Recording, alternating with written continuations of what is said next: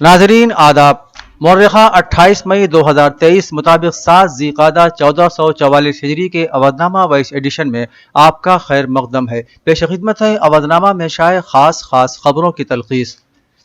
मुल्क की तेज रफ्तार तरक्की के लिए नियति आयोग गवर्निंग काउंसिल की 8वीं मीटिंग दिल्ली में हुई, जिसकी सदारत वजीर आजम नरेंद्र मोदी ने की। इस मीटिंग में तरक्की याफ्ता हिंदुस्तान पर तबादला ख्याल किया गया, ताहम इस मीटिंग में 11 रियासतों के वज़राए आला ने शामिल होने से इनकार कर दिया। नए पार्लियामेंट की इफ्तिताही तकरीब का बाइकाट करने के बाद अपोजिशन सियासी जमातों ने नियति आयोग की मीटिंग में भी हुकूमत की मुखालिफत की है। रिपोर्ट के मुताबिक दिल्ली के वजीर आला अरविंद केजरीवाल, बिहार के वजीर आला नीतीश कुमार, मगरबी बंगाल के वजीर आला ममता बनर्जी, पंजाब के वजीर आला भगवंत मान, राजस्थान के वजीर आला अशोक गहलोत, केरला के वजीर आला पिनराई विजयन, तेलंगाना के वजीर आला चंद्रशेखर राव और तमिलनाडु के वजीर आला एम.के. स्टालिन ने इस मीटिंग का बाइकाट किया है। इजलास के बाइकाट की वजह मरकजी हुकूमत की तरफ से दिल्ली हुकूमत के खिलाफ लाया गया ऑर्डिनेंस बताया जा रहा है। दिल्ली यूनिवर्सिटी की एकेडमिक काउंसिल ने BA पॉलिटिकल साइंस कोर्स से शायर मिल्लत और सारे जहां से अच्छा नज़्म के खालिक मोहम्मद इकबाल पर मबनी एक बाब को हटाने का फैसला किया है। रिपोर्ट के मुताबिक इस करारदाद को काउंसिल की जानिब से मंजूर कर लिया गया है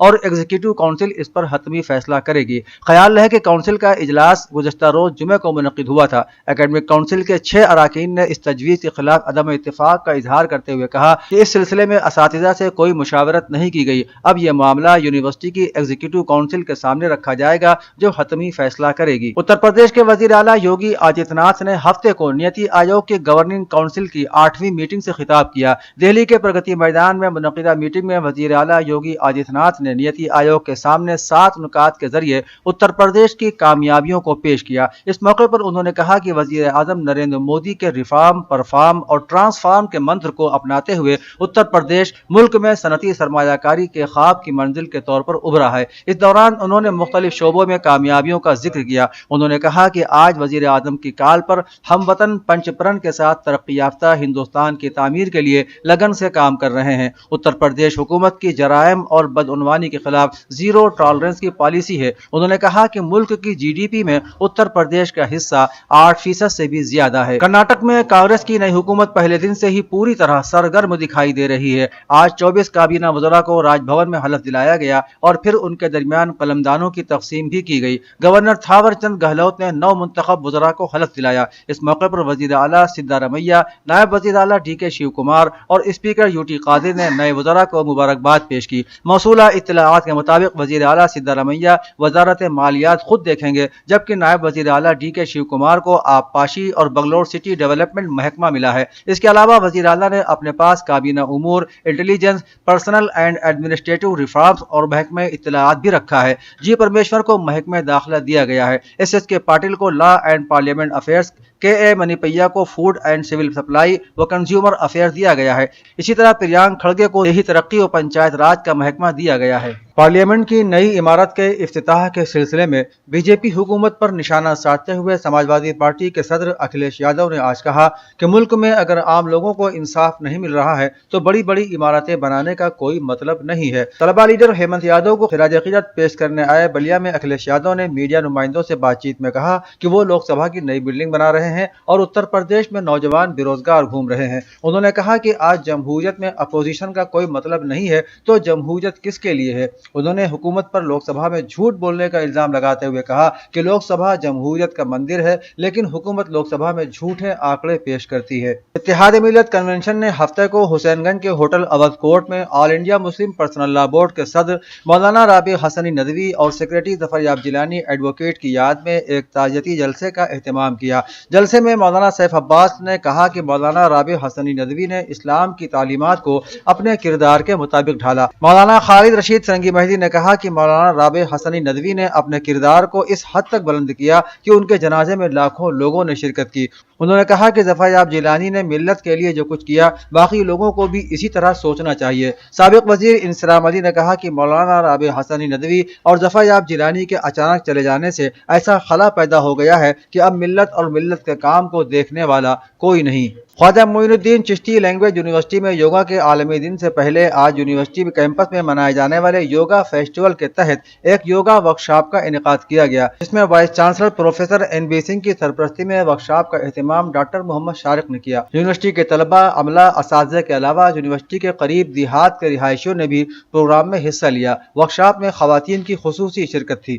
ایک اور خبر کے مطابق خواجہ معین الدین چشتی لینگویج یونیورسٹی میں ایک الومنائی میٹ کا انعقاد ہوا۔ پروگرام کی صدارت پروفیسر مسعود عالم فلاحی نے کی۔ اس موقع پر شعبہ عربی کے سابق طالب علم محمد حسین علی نے عربی طلباء کے سامنے کامیاب تاجر کیسے بنے کے عنوان پر طلباء سے خطاب کیا۔ انہوں نے 2016 میں اسی یونیورسٹی سے گریجویشن مکمل کیا تھا اور آج لکھنؤ میں ایک تجربہ کار تاجر کے طور پر شہرت رکھتے ہیں۔ انہوں نے مذکورہ موضوع پر اپنے تجربات و مشاہدات کی روشنی میں تجارت سے متعلق بہت سی مفید باتیں اور قیمتی مشورے طلباء کے سامنے رکھے، جس سے طلباء بہت زیادہ متاثر ہوئے۔ انہوں نے اس بات پر زور دیا کہ ایک کامیاب تاجر بننے کے لیے کڑی محنت اور مسلسل لگن کی سخت ضرورت ہے۔ ایودھیا شہر کے مشہور سن بیم اسکول کی چھت سے گر کر 10ویں جماعت کی ایک طالبہ کی مشتبہ حالت میں موت ہو گئی۔ اس معاملے میں پولیس نے طالبہ کے والد کی شکایت پر اسکول کے مینیجر برجیش یادو، پرنسپل رشمی بھاٹیا اور اسپورٹس ٹیچر ابھیشیک قنوجیا کے خلاف اجتماعی عصمت دری، ثبوت کو تباہ کرنے اور قتل کا مقدمہ درج کیا ہے۔ جمعے کو تیسری منزل سے گرنے کے بعد طالبہ کی مشتبہ حالت میں موت ہو گئی تھی۔ کیس میں گیم ٹیچر ابھیشیک قنوجیا کو کینٹ پولیس نے اپنی تحویل میں لے لیا ہے اور ان سے پوچھ گچھ کی جا رہی ہے۔ پولیس کے مطابق پرنسپل نے کیس میں اہل خانہ اور میڈیا دونوں کو گمراہ کیا ہے۔ اودھنامہ کے جہاں نما صفحے کے مطابق یوکرین نے روس کے خلاف جنگ میں جرمنی سے درخواست کی ہے کہ کیف حکومت کو فضا سے زمین پر مار کرنے والے میزائل فراہم کیے جائیں۔ یہ میزائل 500 کلومیٹر سے بھی زائد فاصلے تک اپنے ٹارگٹ کو نشانہ بنا سکتے ہیں۔ جرمن وزارت خارجہ کے ترجمان نے ہفتے کے روز اس حوالے سے یوکرینی درخواست کی تصدیق کرتے ہوئے مزید کوئی اور تفصیلات بتانے سے انکار کیا۔ گزشتہ برس فروری میں روس کی طرف سے یوکرین میں فوجی مداخلت کے ساتھ شروع ہونے والی روس یوکرینی جنگ دوسری عالمی جنگ کے بعد سے یورپ کا آج تک کا سب سے بڑا اور خونریز تنازعہ بن چکی ہے۔ سعودی عرب کی وزارت حج و عمرہ نے حجاج کرام سے کہا ہے کہ وہ سفر کے دفتری امور کی تکمیل کے عمل کو آسان بنانے کے لیے مناسک حج سے متعلق دستاویزات اپنے ساتھ رکھیں اور مناسک حج کی ادائیگی کے دوران اپنے ساتھ سامان بھی کم سے کم رکھیں۔ سعودی وزارت حج کا کہنا ہے کہ حجاج کرام کو وزارت اطلاعات کی اجازت کے بغیر پمفلٹ اور بکلیٹس وغیرہ تیار اور تقسیم کرنے کی اجازت نہیں ہے۔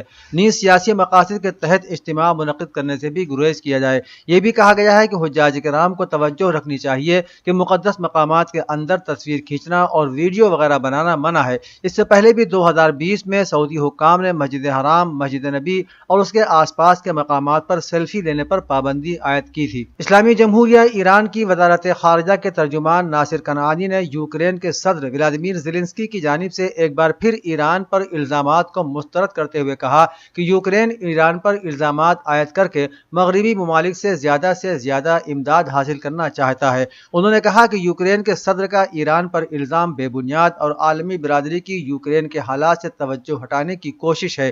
ایران کی وزارت خارجہ کے ترجمان کا کہنا تھا کہ ایران نے بارہا یہ کہا ہے کہ وہ یوکرین جنگ کے خلاف ہے اور یوکرینی عوام کے دکھ درد کو محسوس کرتا ہے۔ ایران چاہتا ہے کہ جنگ ختم ہو جائے اور اس سلسلے میں ایران ہر ممکن مدد فراہم کرنے کے لیے ہمہ وقت تیار ہے۔ سائنسداں مریخ پر انسان کو بسانے کی تیاریوں میں مصروف ہیں۔ فی الحال سب سے بڑا چیلنج یہ ہے کہ وہاں بھیجے جانے والے پہلے انسانی مشن کو کس طرح کامیاب بنایا جائے۔ خلائی ایجنسیوں کا ماننا ہے کہ ایک بار جب انسان وہاں پر رہنا شروع کر دیں گے تو آگے کے مرحلے اپنے آپ آسان ہوتے چلے جائیں گے۔ اس درمیان کینیڈا کی بایولوجسٹ کیلی ہیٹسن نے مریخ پر 1 سال گزارنے کا منصوبہ بنایا ہے۔ بتایا جاتا ہے کہ 52 سالہ کیلی کا کہنا ہے کہ یہ ایک طرح سے مریخ پر جانے سے پہلے کی ایک تیاری ہوگی۔ اس میں کئی طرح کے ٹیسٹ کیے جائیں گے جو مستقبل میں مریخ پر آشیانہ بنانے کی بنیاد رکھیں گے۔ اقوام متحدہ کی سلامتی کونسل کی قرارداد 2334 کے مطابق فلسطین کے مقبوضہ علاقوں میں فلسطینی مکانات کی مسماری، ان پر ناجائز قبضہ اور صہیونی بستیوں کی تعمیر غیر قانونی ہے، مگر اس کے باوجود ناجائز صہیونی حکومت اپنے غیر قانونی نسل پرستانہ اور جارحانہ اقدامات کا سلسلہ بدستور جاری رکھے ہوئے ہے۔ جمعے کی شام یورپی ممالک کے سفارتی وفود نے ایک مشترکہ بیان جاری کر کے مقبوضہ فلسطین کے مغربی کنارے اور غزہ میں فلسطینی مکانات کی مسماری اور فلسطینی شہریوں کی املاک اور اراضی کو ہڑپنے کا سلسلہ فوری طور پر بند کرنے اور فلسطینیوں تک انسان دوستانہ امداد کی ترسیل کا مطالبہ کیا ہے۔ ساتھ ہی صہیونی حکومت سے یہ مطالبہ بھی کیا گیا ہے کہ فلسطینیوں کی وہ بنیادی تنصیبات جنہیں اس نے تباہ کیا ہے، حکومت ان کی بھی تعمیر نو کرے یا پھر فلسطینیوں کو اس کا ہرجانہ ادا کرے۔ میں شائع مضامین کو مکمل طور پر پڑھنے کے لیے اودھنامہ کی ویب سائٹ www.awadhnama.com پر وزٹ کریں اور ای پیپر پر کلک کریں۔